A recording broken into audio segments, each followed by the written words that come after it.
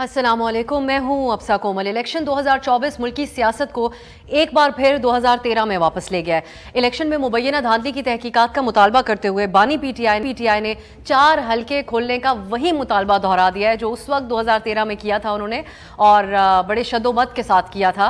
अब पीटीआई एक तरफ फॉर्म 45 में जो मुबैना तब्दीलियों का उनका इल्ज़ाम है, इस मामले के ऊपर सरापा एहतजाज है और आज ये मामला सुप्रीम कोर्ट ले जाने का इरादा उन्होंने जाहिर किया है। और साथ ही मखसूस नशिस्तें न मिलने पर आला अदलिया से रुजू भी उनकी तरफ से किया जा रहा है। इसी सिलसिले में आज पेशावर हाई कोर्ट ने सुन्नी इत्तेहाद काउंसिल की दरख्वास्त पर खैबर पख्तूनख्वा की मखसूस नशिस्तों पर मुंतखब अरकान को हलफ उठाने से रोकने का जो उनका फैसला इससे पहले हुक्म इम्तना था, उसमें 13 मार्च तक की तोसी कर दी है। और चेयरमैन सुन्नी इत्तेहाद काउंसिल ने इसी मामले के ऊपर अब लाहौर हाई कोर्ट से रुजू भी कर लिया है।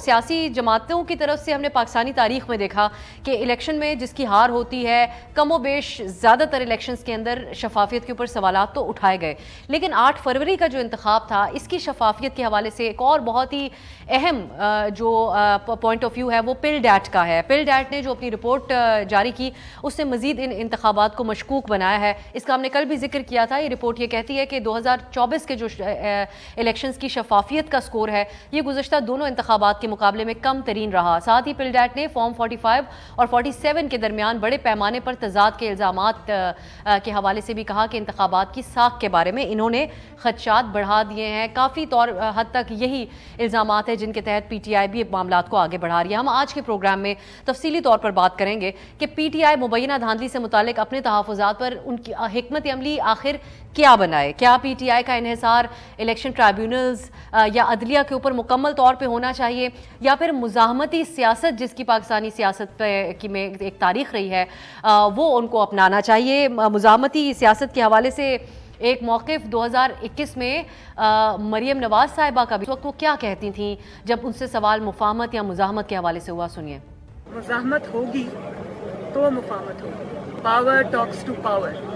पावर जो है वो कमज़ोरी से बात नहीं करती। जहाँ आपने कमज़ोरी दिखाई वहाँ आपका दुश्मन आप पे अटैक करे। ट्रे में रख के आपको कभी कोई चीज़ नहीं मिलती, आपको अपना हक लड़के लेना पड़ता है। लड़कर अपना हक लेना पड़ता है। ये स्ट्रैटेजी नून लीग ने अपनाई थी। ये बिलखुसूस मरियम साहिबा ने ये बयानिया अपनाया था और कामयाबी भी हासिल हुई उनको इसमें। आज वो वज़ीर आला पंजाब हैं, उनके वालिद साहब मुल्क वापस भी आए और उनके चचा आज पाकिस्तान के प्राइम मिनिस्टर हैं। नून लीग के लिए स्ट्रैटेजी कि पहले मुज़ाहमत होगी तो फिर ही मफाहमत होगी, पावर टॉक्स टू पावर, ये क्या अपनाएगी पीटीआई या कोई दूसरा रास्ता होगा, इस पर हम बात करेंगे। आज की एक और बहुत अहम खबर जो सामने आई है, ये सुप्रीम जुडिशल काउंसिल से थोड़ी देर पहले सामने आई है। साबिक जज जो मुस्ताफ़ी जज हैं मज़ाहिर अली अकबर नकवी, इनको मिसकॉन्डक्ट का मुर्तकिब करार दिया गया है। इनके खिलाफ ये कार्रवाई की गई है। जो 9 शिकायत इनके खिलाफ थी, इस पे मिसकॉन्डक्ट का मुर्तकिब करार देते हुए उनको ओहदे से हटा दिया गया है। और इसमें हम जो डिबेट आज करेंगे, इस हवाले से आर्टिकल 5 में तरमीम भी की गई है, क्योंकि आपको याद होगा जब इनके खिलाफ कार्रवाई चल रही थी तो इन्होंने इस्तीफ़ा दे दिया था। तो इस एतबार से भी हमारे यहाँ आज के प्रोग्राम में हम डिबेट करेंगे। मेरे साथ इस्लामाबाद स्टूडियो में तशरीफ़ फरमाए हाफिज़ एहसान अहमद साहब, माहिर कानून है। अक्सर हम आपसे लीगल मामलात के ऊपर गुफ्तगू करते हैं, और हमारी खुसूसी दावत पर आज जिब्रान नासिर साहब भी हमारे साथ शरीक हुए हैं। आप समाजी कारकुन हैं और माहिर कानून हैं। इस प्रोग्राम में शुएब शाहीन साहब भी हमारे साथ होंगे, आप सीनियर रहनुमा तहरीक इंसाफ के। बहुत बहुत शुक्रिया आप दोनों का। मैं जिब्रान साहब आपसे आगाज़ करना चाहूँगी।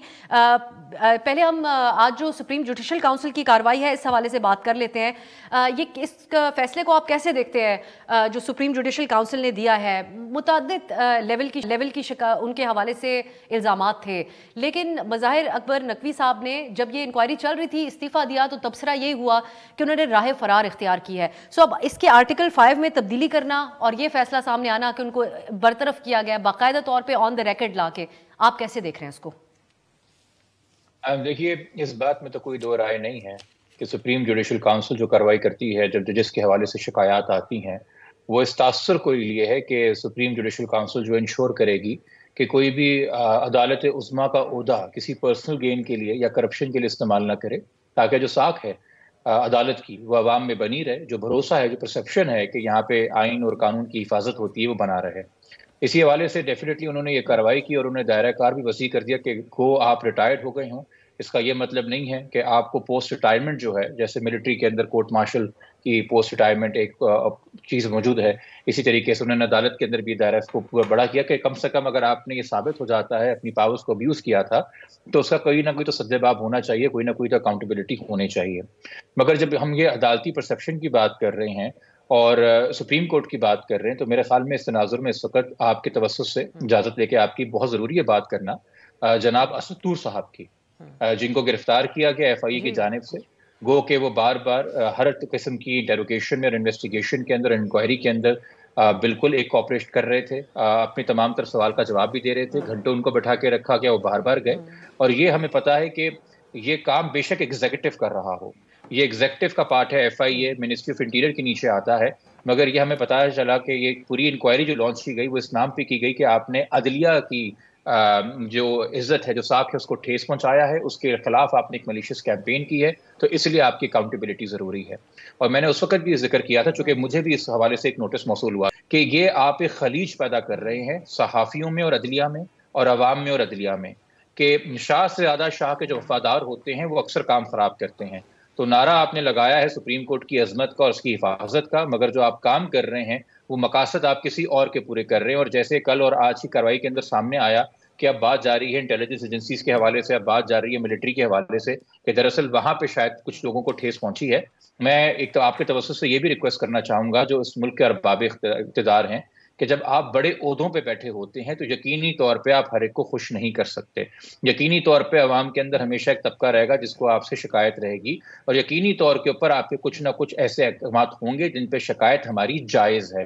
کوئی انسان پرفیکٹ نہیں ہوتا، آپ 240 ملین لوگوں کے اوپر گورن اگر کر رہے ہیں یا ان کے روزمرہ کے معاملات کے حوالے سے فیصلے کر رہے ہیں تو definitely they will be people جو ایکسپریس کریں گے اوپینین جو آپ کو ناگزیر گزریں گی، اور ان کا لہجہ بھی اس طرح کا ہو سکتا ہے، ان کے الفاظ کا چناؤ بھی اس طرح کا ہو سکتا ہے۔ بوجھ اور برڈن آپ پہ ہے جو ارباب اختیار ہے، اس صحافی کے اوپر نہیں ہے یا اس پولیٹیکل ایکٹیوسٹ کے اوپر نہیں ہے، کسی عام شہری کے اوپر نہیں ہے، بوجھ آپ پہ ہے صبر کا، چونکہ پاور آپ انجوائے کر رہے ہیں، چونکہ اقتدار آپ انجوائے کر رہے ہیں، ہمارے اوپر عبور آپ نے رکھا ہوا ہے، ہمارے پہ قادر آپ اس وقت ہوئے ہوئے ہیں۔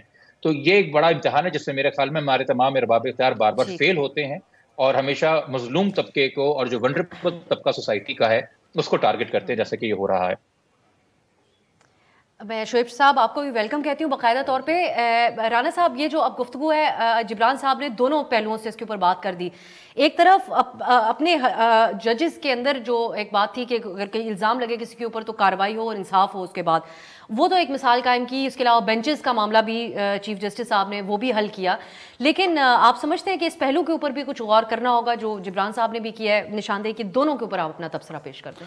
دیکھیں، بسم اللہ الرحمن الرحیم۔ کومل، آپ کا بہت شکریہ۔ آج جو پاکستان کی سپریم جوڈیشل کونسل نے سپریم کورٹ کے جو سابق جج تھے انہیں جو مس کانڈکٹ کے اندر مرتکب کیا ہے آرٹیکل 209 کے نیچے، یہ پاکستان کی کانسٹیٹیوشنل ہسٹری کے اندر انپریسیڈنٹڈ ہوا ہے، اور اس کے 4-5 بڑے پوائنٹس ہیں جو سپریم کورٹ آف پاکستان نے لیڈ کیا انمام۔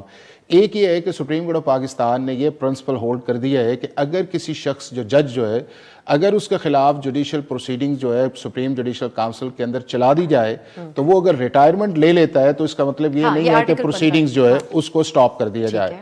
دوسرا اس چیز کے اندر یہ ہے کہ کیا سپریم جوڈیشل کونسل کی پروسیڈنگ کو صرف ایز اے ویپن کے طور پہ استعمال کیا جائے کہ صرف آپ تھریٹ کریں، اور اس کے بعد یہ ہے کہ اگر وہ جج صاحب ریزائن کر دیں تو آپ اس کو روک دیں، تو اس کا مطلب یہ نہیں ہے۔ اس کا مطلب یہ ہے کہ آپ اس پروسیڈنگز کو کلمینیشن کی طرف لے کے جائیں، اور اس کلمینیشنز کے لیے جو دوسرے ججز ہیں ان کے لیے یہ میسج ہو کہ ہم نے اگر کوئی غلط کام کیا یا مس کانڈکٹ کیا، اور سپریم جوڈیشل کونسل کومل ہے کیا ہے، وہ آپ کا چیف جسٹس ہے، اس کے بعد یہ ہے کہ آپ کے 2 سینئر موسٹ ججز ہیں، پھر اس کے بعد یہ ہے کہ آپ کے 2 ہائی کورٹ کے چیف جسٹسز اس کے اندر شامل ہیں، یعنی کہ ایک انٹرنل اکاؤنٹیبلٹی کا جو سسٹم ہے اس کو نمبر 1 یہ ہے کہ ہماری جتنی بھی بار ایسوسیشن تھی ان کا یہ تھا کہ اسے ایکٹیو ہونا چاہیے، اور یہ کیس ایک کلاسک کے طور پہ آیا کہ جس کے اندر جب وہ پروسیس شروع کیا گیا تو اس پروسیس کے اندر جو ہے وہ پہلے سپریم کورٹ کے اندر معاملہ گیا 184(3) کے اندر، پھر جج صاحب نے ریزائن کر دیا، پریزیڈنٹ آف پاکستان نے اس کو ایکسیپٹ کر لیا، لیکن جو ایک سپریم کورٹ کی ججمنٹ آئی ہوئی تھی اس ججمنٹ کے خلاف اس کا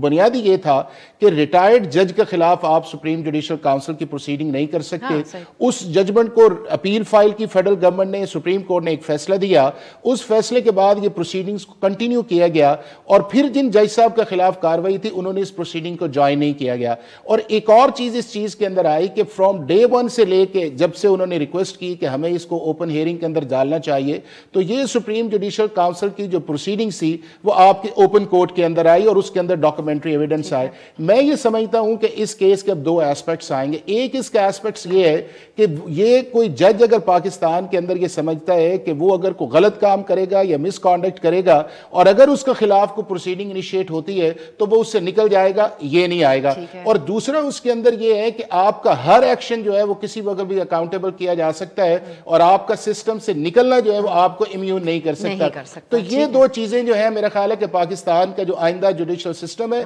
या जजेस का एक प्रोसेस जो है उसके अंदर नई लाइन ऑफ सेट डायरेक्शंस करेंगे। दूसरा जो आपने अगर आप मुझे इजाजत दें, मैं पहले शोएब साहब का इस पे फिर हम जो असतूर वाली बात की है, क्योंकि पीटीआई ने तो करारदाद में भी जिक्र किया इनका। शोएब साहब, ये जो सुप्रीम जुडिशल काउंसिल का आज का फैसला है, इसमें ये पहलू जिसके ऊपर एहसान साहब बात कर रहे हैं कि इस्तीफा देकर दौरान इंक्वायरी आप अपने आप को सुरखरू ना समझें, फिर तो ये जो तब्दीली की गई है, ये जो फैसला सामने आया, आप इसको कैसे देख रहे हैं?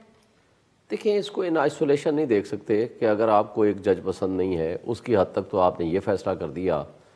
पिछले 73 से स्पेशली मैं कहूँ जब से आइन बना है, उससे पहले 56 का आइन था, फिर बीच में 62 का आइन बना, आपने आज तक एक प्रेसिडेंट सेट किया इस जुडिशरी ने कि जो शख्स भी इवन एक दिन पहले भी जिसने रिज़ाइन कर दिया उसको रिटायर तस्वुर किया गया और वो रिटायर हो गया और उसके ख़िलाफ़ जुडिशल कौंसल प्रोसीड नहीं कर सकती थी। आज अगर एक शख्स आया है आपके काबू में और वो शख्स इसलिए आज आपके काबू में आया है कि वो ताकतवर लोगों के ख़िलाफ़ पिछले 1.5 साल से फैसले दे रहा था। मैं मेरिट ऑफ द केस पे बात नहीं करना चाहूँगा, मुनासिब नहीं है, वैसे भी जुडिशल कौंसल है, रिकमेंडेशंस हैं, फ़ाइनल फैसला तो प्रेसिडेंट ने करना है। दूसरा, उसने आर्मी एक्ट के इशू के ऊपर अपनी जजमेंट दी। तीसरा, उसने सारे वो इलेक्शंस वाले जो मुकदमात थे उनके ऊपर जजमेंट दी।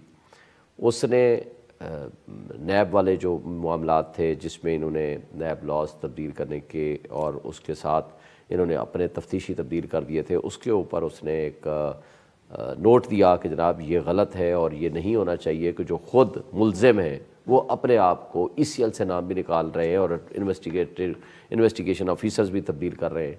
तो अगर 1.5 साल ताकतवर लोगों के ख़िलाफ़ और गवर्नमेंट के ख़िलाफ़ अगर किसी ने फैसले दिए, अगर उसको बुनियाद बनाकर, क्योंकि जज तो वही है, कोई आज पहली दफ़ा तो नहीं हो, उसका तो मेरा ख्याल है ये आखिरी साल था रिटायरमेंट का। एक शख्स अगर 15 साल या 20 साल इक़्तिदार उसमें रहता है, जजी में रहता है, तो अगर उसने 20 साल या 18 साल तो आपकी नज़र में वो बेहतरीन था, फरिश्ता था, आपने उसको लाहौर हाई कोर्ट से उठाकर सुप्रीम कोर्ट में एलिवेट करके भी ले आए और आखिरी साल में वो गलत हो गया, आपने उसके खिलाफ प्रोसीडिंग भी शुरू कर दी और जब वो रिज़ाइन कर गया तो आपने कहा कि नहीं, हम इसको मंतकी अंजाम तक तो पहुंचाएंगे। मैं वही मैं आइंदा नहीं, मैं ये कहना चाहता हूँ, आज तक जिसने रिज़ाइन किया during the proceedings judicial inquiry थी, फिर सबके आप मुकदमात खोलें, उनको मेरिट पे आप डिसाइड करें और उसके बाद अगर किसी ने पेंशन ली है, किसी ने पेंशन ली है, की तरह सामना कर लेना चाहिए था कार्रवाई का। हम मैंने एक जज की, मैं एक सिंगल जज की बात नहीं कर रहा, आप एक ओवरऑल डिबेट करें, मैं कह रहा हूँ कि अगर मैंने इसलिए इस केस के मेरिट की बात नहीं कर रहा, अगर आपने 76 साल एक प्रेसिडेंट तय किया, उस प्रेसिडेंट के खिलाफ एक जज के खिलाफ कुछ और आपने तरीकाकार, एक जुडिशरी की मैं बात कर रहा हूँ, तरीकाकार डिफरेंट मुकर्रर कर लिया, तो फिर आपको वो तमाम मुकदमात भी फिर खोलने पड़ेंगे जिन मुकदमात में आज तक वो जजेस या पेंशन ले रहे हैं या उनके फैमिलीज वाले पेंशन ले रहे हैं। तो फिर आपको सारी चीज़ें रीओपन करनी पड़ेंगी एक प्रेसिडेंट सेट करने के लिए। दूसरी बात, इस जुडिशरी को अगर आप ये क्रेडिट दे रहे हैं कि जो कल फैसला किया या आज फैसला किया है, को जो 44 साल बाद जुल्फ़िकार अली भुट्टो को बरी कर दिया एक लिहाज से, लेकिन मुझे ये बताएं कि उस बरी होने के साथ साथ आपने आज तक जो उस ज़माने के जजेस थे फिर उनके खिलाफ कोई ऑब्जर्वेशन आई है या दी है आपने? अगर आप ये समझते हो उन्होंने गलत फैसला किया तो उन जजेस की कोई आपने पेंशन रोकी है? फिर तीसरी बात यह है कि देखें, आसमा जहांगीर जिलानी का फैसला आया या उससे पहले जब वो डिक्टेटर बरसरे इक़्तिदार थे, कोई फैसला नहीं दिया आपने। जब वो डिक्टेटर साइडलाइन हो गए تو اس کے بعد آپ نے جوڈیشری نے فیصلے دیے. یہ انڈیپینڈنٹ جوڈیشری نہیں کہلاتی. مجھے بتائیں ٹرمپ کے خلاف اسٹیٹ نے کہا جی نہیں اس کو الیکشن نہیں لڑنا چاہیے. امریکن سپریم کورٹ کے 9 ججز نے فیصلہ دیا کہ نہیں وہ الیکشن لڑے گا. یہاں آپ نے رات کی تاریکی میں ایک سب سے بڑی لارجسٹ پولیٹیکل پارٹی سے آپ نے انتخابی نشان چھین لیا. یہ لوگوں کے بنیادی حقوق پہ آپ نے ڈاکہ ڈالا. اور دوسری بات آپ نے جو کچھ کیا مجھے یہ بتا دیں کہ آپ نے کہا جی نہیں ججز ریٹرننگ آفیسرز نہیں ہونے چاہیے. جو ان ریٹرننگ افسر نے کمال کیا ہے اس کے اوپر بھی پھر آپ سو موٹو نوٹس لے لیں. آپ لوگوں کی تو جو شکایتیں ہیں اس پہ ہم نے کیا تو 1 گھنٹے سے بھی کون کی شکایت اور تحفظات ہیں آپ کے, اور جو انڈیپینڈنٹلی بھی یہ سوال اٹھائے جا رہے ہیں آپ لوگ کے زیادہ تر آج کل جو سوالات ہیں شعیب صاحب.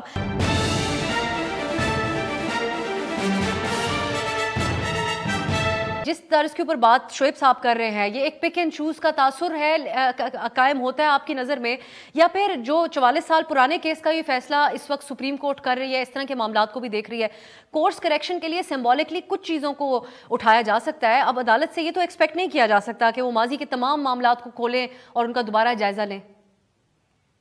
دیکھیے میں درجہ بدرجہ جواب دینے کی کوشش کروں گا. پہلی بات یہ کہ کہہ دینا کہ پچھلے کچھ 1 سال میں یا 1.5 سال میں مظاہر صاحب کے کچھ فیصلے تھے جو کچھ لوگوں کے لیے بہت اچھے تھے اور کچھ لوگوں کے لیے بہت برے تھے, اس لیے وہ زیر عتاب آ گئے. تو ہمیں پتہ ہے کہ کچھ سال پہلے یہ معاملہ موجودہ چیف جسٹس صاحب کے ساتھ بھی تھا.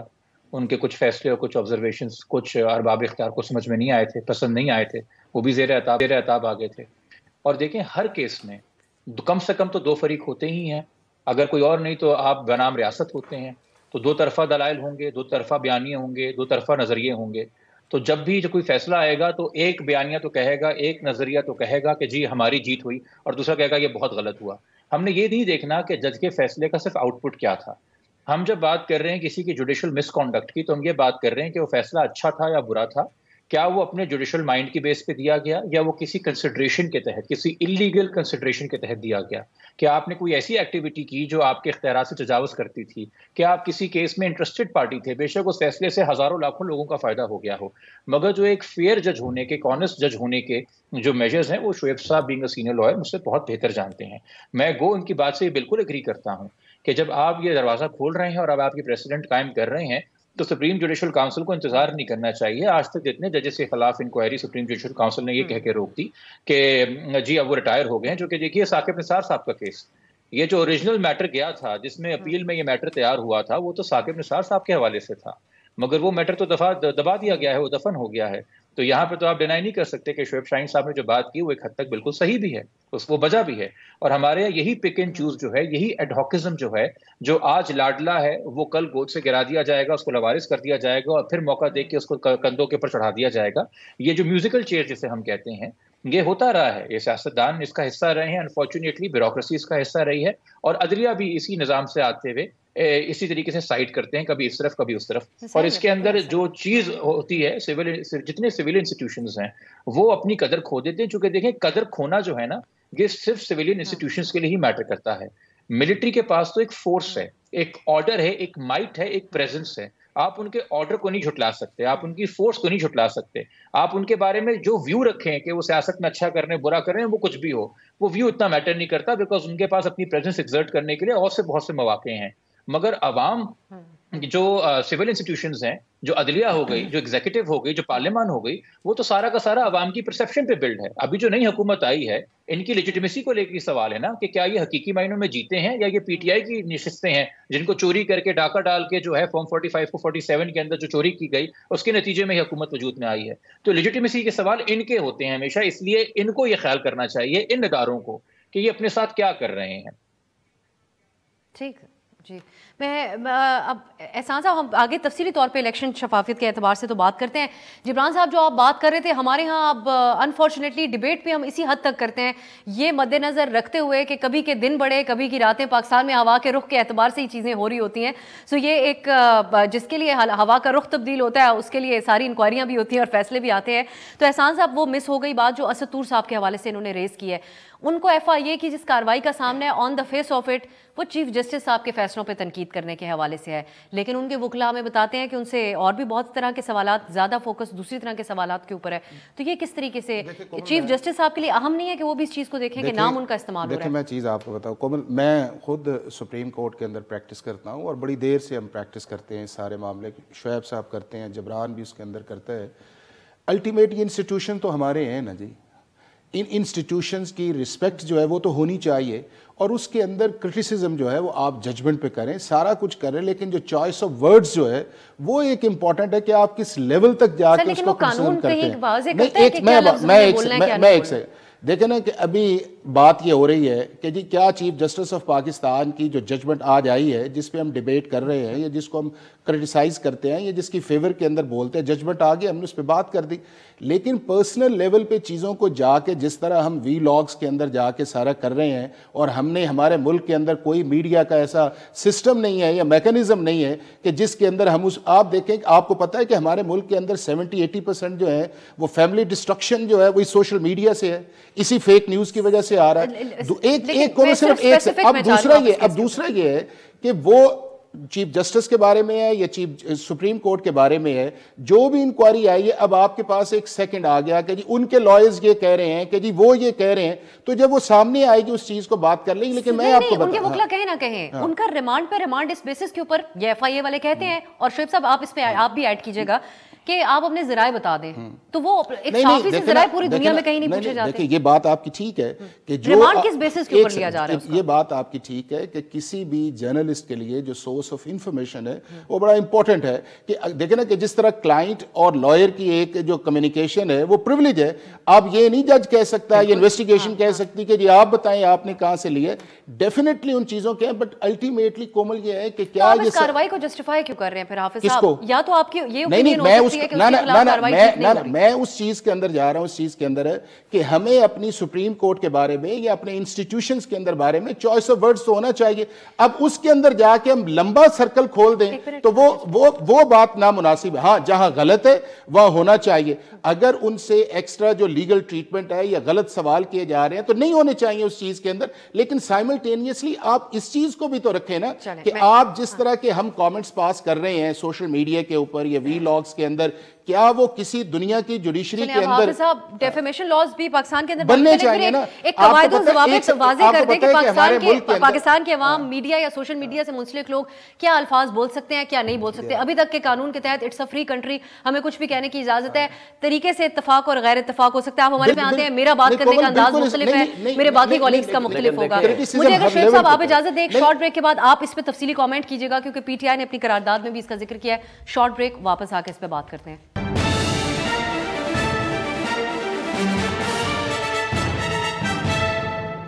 بریک کے بعد خوش آمدید. اب بات کرتے ہیں جو دھاندلی کے الزامات پی ٹی آئی کی طرف سے لگائے جا رہے ہیں. شعیب صاحب، آپ لوگوں کے جو کلیمز ہیں اس کو پلڈ ایٹ کی جو رپورٹ سامنے آئی ہے وہ کافی حد تک سپورٹ تو کرتی ہے، لیکن خان صاحب نے کل 4 حلقے کھولنے کی جو بات، یہ ڈیجا وو سچویشن ہوگی، ہمیں لگا ہم 2013 میں چلے گئے. اسی طرح انہوں نے اس وقت بھی مطالبہ کیا. اب آپ کے مخالفین یہ کہتے ہیں کہ ماضی میں بھی 35 پنکچر اور اس قسم کی باتیں کہہ کے اس وقت کی حکومت کو خاصی مشکل کے اندر ڈالا تھا. آج بلاول صاحب نے فلور آف دا ہاؤس بھی کہا کہ آپ کے ٹرائبیونلز کے فیصلے بھی اگر مانے، انہوں نے جوڈیشل کمیشن کے حوالے سے کہا، لیکن یہ کہا جا رہا ہے کہ ٹرائبیونلز کے سامنے، عدلیہ کے سامنے جو معاملات ہوں گے اس کے تحقیقات یا نتائج کو، فیصلوں کو آپ لوگ مانیں گے پھر یا نہیں مانیں گے، یا اب آپ کے لیے راستہ مزاحمت اور احتجاج کا ہی ہوگا جو پی ٹی آئی اپنائے گی؟ لیکن پہلی بات تو یہ ہے کہ ہم کیوں نہیں مانیں گے جب ہمارا اپنا مطالبہ یہ ہے کہ جوڈیشل کمیشن کا ہو. لیکن اس سے پہلے کہ میں اس موضوع پہ آؤں، میں اسد طور کی جو گرفتاری ہے اس کی شدید مذمت کرتا ہوں. دیکھیں جو طاقتور لوگ ہیں نا وہ یہ چاہتے ہیں کہ قبرستان جیسی خاموشی ہو جائے، کوئی بولے نا. بھائی آپ کوئی تنقید کر رہا ہے تو اس کو سو نا، دلیل کا جواب دلیل سے دینے کی کوشش کرو. اگر اس کا انداز غلط ہے تو ڈیفیمیشن لا ہے، آپ ڈیمیجز سوٹ فائل کرو.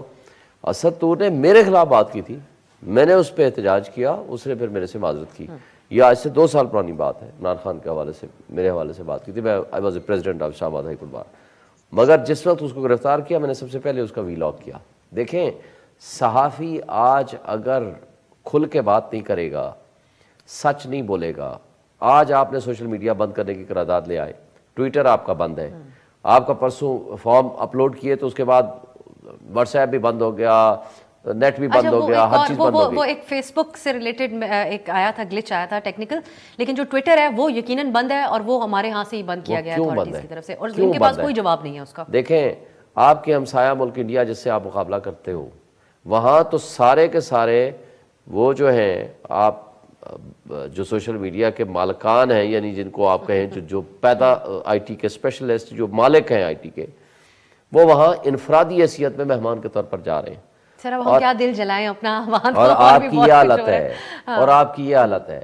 آج آپ قوم کو, لوگوں کو یہ میسج دے رہے ہو, روز کا بلینز آف روپیز کا نقصان کر رہے ہو, اپنے ملک کا, اپنے بچوں کا مستقبل تباہ کر رہے ہو. کچھ ایسی وجوہات کی بنا پر یوٹیوب کو بھی کئی سال پاکستان میں بند رکھا تھا, جس کی وجہ سے ہمارے کانٹینٹ کریٹرز دنیا میں بہت پیچھے رہ گئے باقیوں کے مقابلے میں. تو یہ اسی لیے تو ہم پاکستان میں پیچھے ٹویٹر کے بارے میں بھی. اچھا, اب آپ نے جو بات کی ہے 4 حلقوں کی بات, 4 حلقوں کی صرف بات نہیں ہے.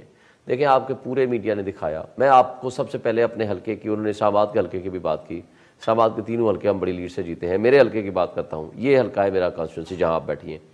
پورے اسلام آباد کے شہر کے, جہاں سپریم کورٹ ہے, جہاں ہائی کورٹ ہے, الیکشن کمیشن ہے, پرائم منسٹر ہاؤس کے اندر میری ایک پولنگ اسٹیشن تھا, جہاں پریزیڈنسی کے امپلائیز, پرائم منسٹر ہاؤس کے امپلائیز, جہاں ڈپلومیٹک انکلیو میں رہنے والے لوگوں نے ووٹ دیے. آپ کو پتا ہے بہت بڑی لیڈ سے میں وہاں جیتا. پورے G6 میں 6,500 کی لیڈ سے جیتا, G7 میں 9,000 کی لیڈ سے جیتا, G8 پورے میں جیتا, I8 میں جیتا, I9 میں جیتا, E7 میں جیتا, F6 میں جیتا. سارے لوگ, سب کے سامنے پورا میڈیا, انٹرنیشنل میڈیا بھی میرے ساتھ موجود تھا. آپ چلے جائیں آگے دیہات میں, سب سے بڑا دیہات, سب سے بڑا حلقہ تھا میرا, یہ تھا سارا. ایک یونین کونسل نہیں ہے جس میں میرا مد مقابل جیتا ہوں. انہوں نے حرکت کیا کی, یہ میرے پاس ہے, میں آپ کو فارم بھیجتا ہوں. ہم فارم 45 کے مطابق جو میرے 6-7 ہزار ووٹ ضائع بھی کیے, لیکن ووٹ کتنے لیے, 1,05,000. وہ لے رہا ہے تقریباً 50,000. اس کو جتا دیا, مجھے ہرا دیا. اور جو ٹیمپرنگ کی ہے, ایک حلقہ ایسا ہے جہاں 1139 ٹوٹل ووٹ ہیں, 1138 ووٹ ڈال دیے. مثلا 170 ہے نا, تو اس کو 1170 کر دیا. وہ ہم نے سب کور کیا. دوسرا کٹنگ ایسی ہے, میں ابھی ان کو شاید دکھا رہا تھا, کٹنگ ایسی کی ہے ایک سائڈ پہ تو کٹنگ کر دی, جو آگے دوسرا خانہ ہے اس کے اندر کٹنگ بھی نہیں کی. تیسرے خانے میں کیا کیا, جو ٹوٹل ووٹ لکھا ہوا ہے اس کو نہیں بڑھایا, یعنی ٹوٹل ووٹ فرض کرو ہے وہاں 1,500, انہوں نے اس کو 1,800 کر دیا. ہر وہ حرکت کی ہے جو آپ دیکھو. یہ آج کل میں نے کل بھی بات کی تھی, یہ بات بھی میں نے کی, 70 ارب لگا کے آپ نے 20 روپے کی ایک بال پینٹ اٹھائی اور اس کو اٹھا کر کے فارغ کر دیا. دیکھیں لوگوں کے جذبات ہوتے ہیں, فیلنگز ہوتی ہیں, یہ صرف ایک ووٹ نہیں ہوتا. ہم جاتے ہیں پبلک میں, لوگوں کے ایک اعتماد ہوتا ہے, جس کو ریجیکٹ کر دیے آپ کہیں نہیں ہم اس کو تمہارے سروں پہ مسلط کر دیں گے. اس طرح اعتماد کو ٹھیس پہنچانا, جذبات کے ساتھ کھیلنا. یہ میں ایک بات بتا دوں, آپ مجبور کر رہے ہو. دیکھیں پچھلے 1.5 سال جو کچھ انہوں نے ظلم کیا نا لوگوں پہ, لوگوں نے کہا ٹھیک ہے الیکشن آئے گا, ہم خاموش ہو گئے. خاموش ہو کے ظلم کا بدلہ لوگوں نے ووٹ سے دیا. لوگوں نے اپنے پسند کے لوگوں کو, کینڈیڈیٹ کو جتوا دیا, جو کہ ہم 180 سیٹوں سے زائد جیت رہے تھے, رات تک جیتتے رہے. 12 بجے چیف الیکشن کمیشنر صاحب کہیں چلے گئے, جو آج تک نہیں بتایا کہاں گئے تھے. واپس آتے رزلٹ روک دیا, واپس آتے ہیں تو رزلٹ چینج ہونا شروع ہو گئے. ایک بات بتا دوں, یہ مقتدر طاقتور لوگ اس کو سری لنکا بنانے کی طرف لے کے جا رہے ہیں. سر اب اس سے پہلے بھی پاکستانی عوام کے جذبات کو کئی بار ٹھیس پہنچایا گیا. اس بار کیا مختلف ہو سکتا ہے آپ کے مبینہ الزامات کے تحت؟ میں جبران صاحب کی طرف جاؤں گی. سر اب جو مختلف ہے, میں ایک بات بتا دوں, نہ یہ کوئی پالیسی دے سکیں گے, نہ سیاسی استحکام آئے گا, نہ انویسٹمنٹ آئے گی. اور یہ جو 12 روپے بجلی کے یونٹ کو 70 روپے پہ پہنچایا, اب یہ 100 روپے یا 170 پہ پہنچائیں گے. 500 جو گیس کا بل تھا نا اس کو پہنچائیں گے یہ 1 لاکھ روپے پہ. اور جو بے روزگاری اتنی بڑھ رہی ہے نا, وہ ایک سیپریٹ ایشو ہو جائے گا شعیب صاحب. وہ اس کا آپ کے انتخابی نتائج سے کیا تعلق ہوگا؟ میں جبران صاحب, سر اگر آپ مجھے اجازت دیں میں جبران صاحب کو بھی شامل کر رہی ہوں. جبران صاحب, یہ پی ٹی آئی کا انحصار کیا ہونا چاہیے؟ کیونکہ انہوں نے ایک احتجاج جو 9 مئی کو کیا اس کا خمیازہ آج تک بھگت رہے ہیں. سو قانونی طور پہ پرسو کرنا چاہیے معاملات کو, یا پاور ٹاکس ٹو پاور جو مریم صاحبہ نے کہا تھا, تو مزاحمت کا ہی راستہ اختیار کرنا چاہیے؟ کیونکہ ایک شکوہ ہے ان کا بٹوین دا لائنز, کیونکہ عدالتوں کے پاس تو جا رہے ہیں, کہتے نہیں ہیں, لیکن اتنے زیادہ پر امید نہیں ہیں, آپٹیمسٹک نہیں ہیں عدلیہ سے یا انصاف کے اعتبار سے. دیکھیے میں اس سوال کا جواب بھی اور آگے پاکستان کی تاریخ میں کیا ہوگا اسد طور کے ایگزامپل سے ہی دوں گا. اور اس لیے نہیں کہ اسد طور مجھے کوئی بہت پسند ہے یا میں ان کے نظریے سے اگری کرتا ہوں, اس لیے جو کہ میرے خیال میں ایک ایکسلنٹ کیس اسٹڈی ہے. اگر آپ نے دیکھنا ہے کہ پاکستان میں جمہوریت کتنی کھوکھلی ہے اور عوامی ادارے کتنے کھوکھلے ہیں, ایک وقت تھا کہ جب اسد کے گھر میں گھس کے کچھ نامعلوم افراد نے تشدد کیا تھا تو پی ٹی ایم کی حکومت کے لیے سب سے زیادہ تشدد اگر کسی صحافی پہ تھا، سب سے زیادہ ضروری کسی صحافی کی اگر خیریت معلوم کرنا اور دریافت کرنا تھی تو وہ یہ اسد طور تھے. یہی مولانا فضل الرحمان، یہی بلاول بھٹو، یہی شہباز شریف صاحب، یہی مریم نواز شریف صاحبہ ان کے گھر چل کے گئی تھیں ان کی تربیت معلوم کرنے کے لیے. ایک وقت میں قاضی فیصل صاحب اور ان کی جو مسز ہیں زوجہ، وہ جب اسد کی بیماری تھی، تکلیف میں تھے، تو باقاعدہ دوائیاں لے کے جاتے تھے، اسد اس بارے سے ٹویٹ کرتے تھے. ابھی حالیہ میرے خیال میں شعیب شاہین صاحب یہ آرگو کر رہے تھے ایک مسنگ پرسن کے چیف جسٹس صاحب کے سامنے، جس میں جب صحافیوں کا حوالہ دیا گیا تو 2 نام لیے گئے چیف جسٹس صاحب کی جانب سے، متی اللہ جان صاحب اور اسد طور صاحب. اور آج یہی تمام لوگ براجمان ہیں پی ڈی ایم 2 کی صورت کے اندر، ایگزیکٹو آفس ہولڈ کر رہے ہیں. وہ جو 70 سال کی والدہ ہیں اکیلی اسد طور کی، جن کے لیے اسد طور نے چٹھی لکھ کے بھیجی تھی کہ ان کو کہیں پہنچا دو، یہ اکیلی ہیں، چونکہ میرے ساتھ اکیلی رہتی ہیں. کون پوچھنے گیا ہے اور ملنے گیا ہے؟ کیا بلاول صاحب گئے ہیں؟ کیا مریم نواز صاحبہ گئی ہیں؟ کیا آج قاضی فیصل صاحب کے پاس اور ان کی بیگم کے پاس یہ ٹائم ہے کہ ان سے جا کے کم سے کم انسانی بنیادوں پہ معلوم کریں کہ آپ کن حالات کے اندر ہیں؟ تو کس وقت کون کس کے لیے فیورٹ بن جائے اور کس وقت کس کو آپ نشان عبرت بنا دیں، یہ آپ کو ایک صحافی کی زندگی دیکھ کے گزشتہ 5 سال کی اندازہ ہو جاتا ہے. میں کسی بڑی پوسٹ کی بھی بات نہیں کر رہا، میں کسی بڑے طاقتور انسان کی بات بھی نہیں کر رہا، میں کسی ریئل اسٹیٹ ٹائکون کی بات بھی نہیں کر رہا. ایک صحافی کتنی ضرورت بن جاتا ہے آپ کی، اور ایک صحافی کو آپ کس طرح جو ہے وہ غیر ضروری سمجھ کے ضائع کر دیتے ہیں، یہ آپ غور کریں. اور اس حد تک معاملات لے جاتے ہیں کہ اب صحافی کا تبصرہ سائبر ٹیررزم ہے.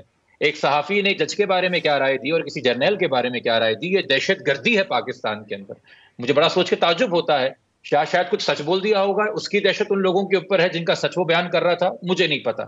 اب جہاں تک خان صاحب کی سیاست کی بات ہے، دیکھیے فی الحال ایک مرحلہ ہے، ایک ٹیسٹ ہے ان کے لیے. یقینی طور پہ جو اسٹیبلشمنٹ کی رول بک ہے وہ یہ چاہتی ہے کہ خان صاحب فلائٹ کا ٹکٹ لے کے لنڈن چلے جائیں، جو کہ اسٹیبلشمنٹ کو یہ بتانے میں بہت مزہ آتا ہے کہ ایک اور لیڈر نے ہم سے این آر او لے لیا، ایک اور لیڈر کمپرومائز نکلا. اور یہی میرے خیال میں بڑا امتحان ہے وقت کا. اس میں ڈیفینیٹلی بہت ساری چیزیں چینج ہوں گی گلوبل سطح کے اوپر. اگر پریزیڈنٹ ٹرمپ واپس آتے ہیں اور بائیڈن چلے جاتے ہیں، اس کے اثرات پاکستان میں اور خان صاحب کی سیاست کے حوالے سے بھی محسوس ہوں گے.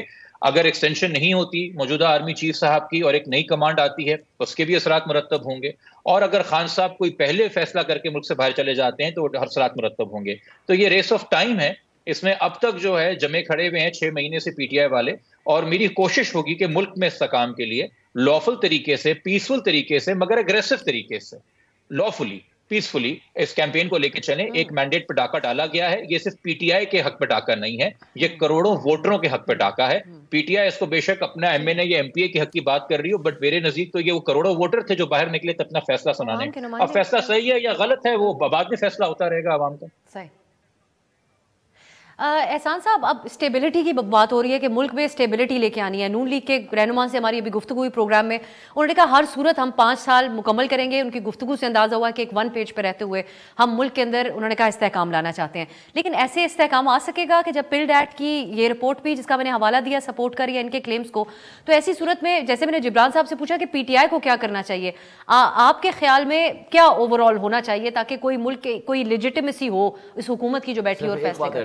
صرف پلڈ ایکٹ نہیں، فافن نے بھی کہا یہی کہا، پٹن نے بھی یہی کہا. تینوں ادارے جو الیکشن کو ڈیل کرتے ہیں ان تینوں نے یہی بات کی. اچھا کومل، ایک تو یہ ہے کہ کسی بھی ملک کے اندر جو سب سے امپورٹنٹ چیز ہے justice, rule of law, governance کے بعد یا اس سے پہلے جو ہے وہ آپ کا اس ملک کے اندر فری، فیئر اور ٹرانسپیرنٹ الیکشن ہو رہا ہے. کہ وہی ایک سلسلہ ہے کہ جس کے اندر آپ سموتھ پولیٹیکل ٹرانزیشن جو ہے وہ کرتے ہیں اور عوام کا جو حق رائے دہی ہے اس کو تسلیم کر کے جو جیتا ہے اسے ہم دے دیتے ہیں. اب پاکستان کا اگر آپ کمپیریٹیو دیکھ لیں تو ہر الیکشن کے اندر جو ہے یہی سلسلہ آتا ہے. چاہے آپ کا 70 کا آئے، اس کے اندر بھی آپ دیکھ لیں، آپ 77 دیکھ لیں، آپ 1988 دیکھ لیں، 1993، 97، 2002، 8، 13. اب میں 2 آپ نے اگزامپل دی پلڈ ایکٹ کی بار بار. اب میں ایک اس کا میں نے کمپیریٹیو چارٹ بنایا آپ کے لیے تاکہ آپ یہ پتہ چلے کہ ہم کیوں صرف 2024 کے اندر ہی جا رہے ہیں اور پلڈ ایکٹ 2018 میں کیا کہہ رہا تھا. 13 اور 18 کی بھی بات کر رہا ہے. 13، 18 اور 24 کا آپ دیکھیں تو اگر آپ ان کا پرسنٹیج دیکھیں تو اگر کوئی چیز 49% ہے تو 2018 کے اندر وہ 52% ہے. اگر اس کے بعد یہ ہے کہ جو ٹرانسمیشن اور اناؤنسمنٹ آف ریزلٹس ہے وہ اس دفعہ بھی 40% ہے، 2018 میں بھی وہ 40% ہے. اس کے بعد یہ ہے کہ آپ کا جو پری پول اسسمنٹس کے اندر نیچے چیزیں آئی ہیں وہ 50% 2018 میں بھی ہے، ابھی بھی اس کے اندر ہے جی. تو ایشوز جو ہیں وہ ہمارے کومل ہر الیکشن کے اندر ہے. اتنا فرق ہے کہ پھر آپ کہہ رہے ہیں وہی حالات نہیں، اب اس کے اندر فرق کیا آیا؟ اس کے اندر فرق اور یہ آیا ہے کہ 2013 کے اندر ہم فارم 14 کے اوپر ہم نے سارا جھگڑا کیا اور الٹیمیٹلی ہم سپریم کورٹ کے اندر لے کے گئے اور سپریم کورٹ کا ایک جوڈیشل کمیشن بنا اور اس کے ایک فائنڈنگز آئی اور باوجود اس چیز کے ہم نے 5 سال لگائے. 2018 کے اندر ابھی اس پرائم منسٹر نے اوتھ بھی نہیں لیا تھا تو ہم نے کہا کہ ہم اس اسمبلی کو نہیں مانتے اور اس میں جائیں گے نہیں ہیں، اور انہوں نے اس پرائم منسٹر کو جو الیکٹ ہونے والا تھا اسے تقریر بھی نہیں کرنے دی. اس کے بعد آپ دیکھ لیں کہ جب یہ پروسیس اب الٹیمیٹلی کومل یہ ہے کہ اگر ناانصافی ہوئی ہے جو نظر بھی آتی ہے کئی جگہ ہے، اس کا حل کیا ہے؟ اس کا کیا ہے؟ کیا ہم اس کو سڑکوں پہ کریں گے، چوراہوں پہ کریں گے؟ ایک چیز پہ بات کر لیتے ہیں اسپیسیفکلی اگر آپ اجازت دیں. مخصوص نشستوں کا جو معاملہ ہے پشاور ہائی کورٹ میں بھی گیا، لاہور ہائی کورٹ میں بھی. چلے ایک شارٹ بریک کا مجھے کہا جا رہا ہے، میں شعیب صاحب سے واپس آ کے سٹارٹ کروں گی، رات کیجیے گا، اور تینوں مہمان مخصوص نشستوں کے معاملے کے اوپر بات کریں گے کہ یہ اس کا آخر حل کیا نکل سکتا ہے، کیونکہ یہ نشستیں بانٹ دی گئی ہیں. مخصوص نشستیں جو سنی اتحاد کی تھیں، اس میں میکسیمم کیا ریلیف مل سکتا ہے پی ٹی آئی یا سنی اتحاد کے لیے؟ شارٹ بریک کے بعد.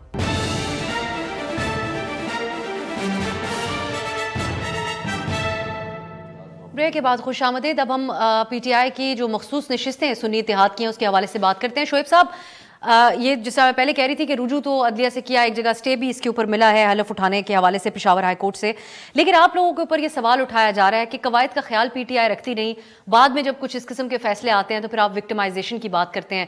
تو اب آپ لوگ سمجھتے ہیں کہ اگر اس میں اس حد تک بھی بات ہو جائے کہ جو یہ نشستیں بانٹ دی گئیں باقیوں کو وہ نہ ہو اور I don't know if this is an option کہ خالی چھوڑ دی جائیں یہ سیٹیں، تو یہ ایک آپشن قابل قبول ہوگا پی ٹی آئی کے؟ پہلی بات یہ ہے کہ آئین بڑا واضح ہے، آئین کا آرٹیکل 51 ہے.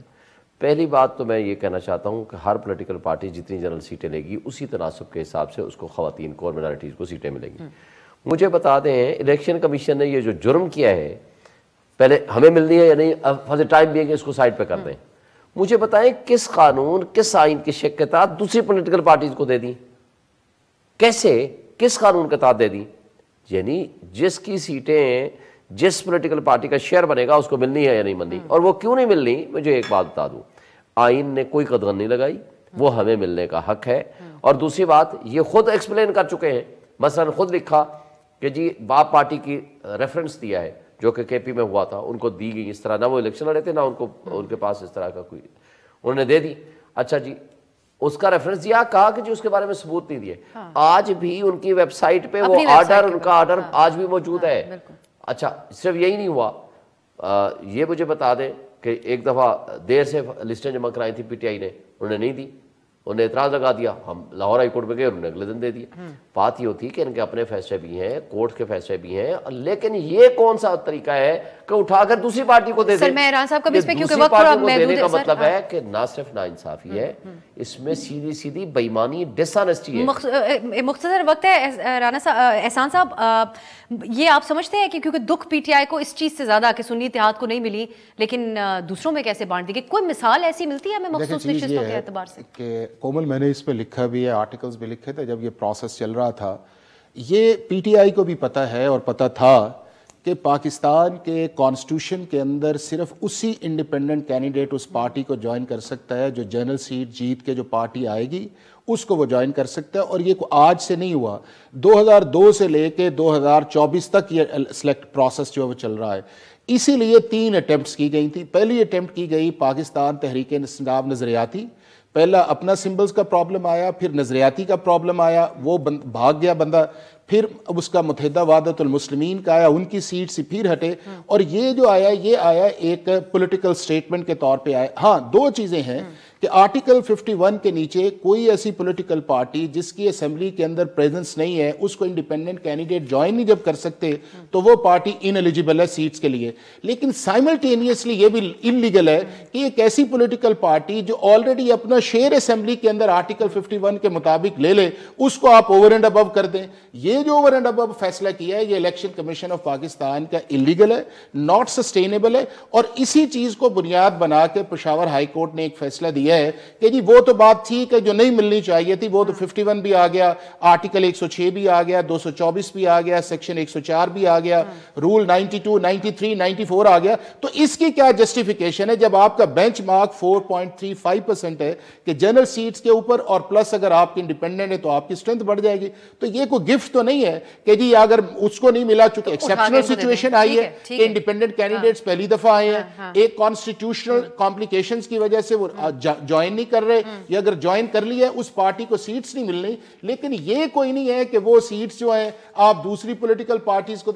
एक चीज ये है कि इन पॉलिटिकल पार्टीज को इस इलेक्टोरल प्रोसेस के अंदर इलेक्शन कमीशन में जाना ही नहीं चाहिए था। ये मामला पीटीआई का लालच की है, सुन्नी इत्तेहाद काउंसिल का था या इलेक्शन कमीशन का काम था। उन्होंने कहा जी हमारा इससे ताल्लुक नहीं, चूंकि ना आप एंटाइटल्ड है, ना आप एलिजिबल है और ना आपको मिल सकती। अब इससे हुआ क्या है कि एक ऐसा फैसला जो कॉन्स्टिट्यूशन के मुताबिक एक हद तक था, उसके अंदर कॉन्स्टिट्यूशनल कॉम्प्लिकेशंस आई, इंस्टीट्यूशंस को आपने टारगेट किया, एक पॉलिटिकल पार्टी को मौका दिया और दूसरे डिफेंस पे हो गया। नहीं जी हमें तो पता नहीं, हमें तो इत्तेफाक रख रहे हैं पॉलिटिकल पार्टीज का भी मैच्योर रोल जो है वो बड़ा इंपॉर्टेंट है। लेकिन फिर 2/3 भी अपनी करनी होती है और हर चीज हासिल चाहिए होती है। जब आप इक्तदार में आ जाते हैं किसी जमात को आईनी नहीं रहेगा। कमीशन का इस हद तक फैसला जो है पेशावर हाई कोर्ट के सुप्रीम कोर्ट के अंदर जो है ये मेंटेन नहीं रह पाएगा। पहली हद तक जो है उनके स्ट्रॉन्ग लीगल। सही है। मैं अब कंक्लूडिंग कमेंट्स जिब्रान साहब, मैं इस पे चाहती हूँ आप बात करें कि ये बैट सिंबल इनसे लिया जाना, उससे लेकर मखसूस नशिस्तें इस तरीके से हाथ से निकल जाना, इसके ऊपर मुकम्मल तबसरा यहाँ पे हुआ है। ये पीटीआई के राइट्स की वायलेशन हुई है मुकम्मल तौर पे, या फिर इनके कवायद और इन मामलात को उस तरीके से हैंडल और टैकल ना करने की जो हमारे यहाँ दीगर जो सीनियर सियासी जमातें हैं वो इनका ख्याल रखती हैं और हेर फेर भी इसमें जानती हैं किस तरीके से आगे पीछे की जाती हैं चीज़ें? देखिए जी, एक मशहूर कहावत है, ये खास तौर पे फ़लस्तीनी कहते हैं इजराइलीज़ के हवाले से कि those who have blinded us, those who have taken our eyes condemn us for our blindness। तो जिस तरीके की विच हंट हुई है पीटीआई के साथ पिछले 3 महीने के अंदर, खास तौर पे उसमें एक जुडिशल विच हंट भी अनफॉर्चुनेटली शामिल है, ये मुझे कहना पड़ेगा। हमारे यहाँ आइन है, आइन के बाद एक्ट्स है जो पार्लियामेंट बनाती है और फिर सब लेजिस्लेशन के अंदर रूल्स आते हैं। पहले आपने आइन को, जब सिंबल्स की बात आई थी 217 नंबर आर्टिकल, आपने वो नहीं देखा। आपने 215 इलेक्शन एक्ट के सेक्शन के तहत जो है 215 के तहत इनसे सिंबल ले लिया, जबकि 88 में और 79 में फैसला कर चुकी थी सुप्रीम कोर्ट कि जब आप पार्टी बना लेते हैं तो आपका फंडामेंटल राइट है पार्टी चलाना, और इलेक्शन सिंबल जो होता है वो जमहूरियत की रूह होती है, और रूह आपने कब्ज कर ली और कहा कि बगैर जाके मुर्दा अब इलेक्शन लड़ ले। उसके बाद जब अवाम ने फिर भी जाके इस मुर्दे में जान डाली, उसको जिंदा करके बताया और बताया कि नहीं ये मुर्दा नहीं है, हमें सिंबल की जरूरत नहीं है, हम अपने जहन से खुद मेहनत करके जिसको चाहते इक़्तिदार में लाना उसको वोट लेके आएंगे। जब अवाम ने आपको ये सब कुछ साबित करके दिखाया, अब आप रूल 94 में घुस गए हैं, और रूल 94 के तहत आप तशरीह ढूंढते हैं कि पॉलिटिकल पार्टी तो पार्लियामेंट के लिए सिर्फ वो है जिसके पास सिंबल होगा, वरना हम उसको पॉलिटिकल पार्टी नहीं बनाते। गो के ईसीपी के रिकॉर्ड में आज भी पाकिस्तान तहरीके इंसाफ जिंदा है, रजिस्टर्ड है, मगर आपने उनको सुन्नी इत्तेहाद काउंसिल ज्वाइन करने पर मजबूर किया। उस पार्टी की शनाख्त, उस पार्टी के हर एक रुकन की शनाख्त, कि आज लिखा जाता है कोई भी एमएनए खड़ा होता है असेंबली के अंदर लोअर थर्ड में कि सुन्नी इत्तेहाद के रहनुमा, आप पार्टी पीटीआई के रहनुमा नहीं दिखते, आप गायब करना चाहते हैं पब्लिक कॉन्शियस से ऊपर इस पार्टी का जिक्र, ये विछंट आपकी जा रही है। अब उसके बाद आप ये जो रिजर्व सीट्स की बात करते हैं, वो भी रूल 94 के अंदर एक प्रोविजन है जिसके अंदर कहा गया है कि जी सिर्फ उन्हीं को रिजर्व सीट्स दी जाएंगी और इसके अंदर कोई ऑल्टरकेशन नहीं की जा सकती बाद में लिस्ट जमा करा के। ये भी एक नाइंसाफी है सरासर। इस सब रजिस्ट्रेशन की वजह से जमहूरियत को जो है नुकसान ना पहुंचाइए, जमहूरियत की रूह को जो है वो खत्म ना कीजिए, और आइन को जो है वो कादिर जानिए और आइन के तहत तशरीह कीजिए इन तमाम तर प्रोविजंस की। उसी को मुकद्दम समझना चाहिए। बहुत नासिर साहब, शोएब शाहीन साहब, हाफिज एहसान अहमद साहब, तीनों के कीमती वक्त के लिए। नाज़रीन, जो प्रोग्राम में गुफ्तगू हुई मखसूस नशिस्तों के हवाले से इज़हार ख्याल किया गया है, बहुत ज़्यादा चांस है कि ये फैसला ECP वाला रिवर्स हो, कोई दूसरा लीगल ऑप्शन इसके अंदर नज़र नहीं आता। देखते हैं इस सिलसिले में क्या होता है। आज के लिए इजाज़त दीजिए, खुदा हाफिज़।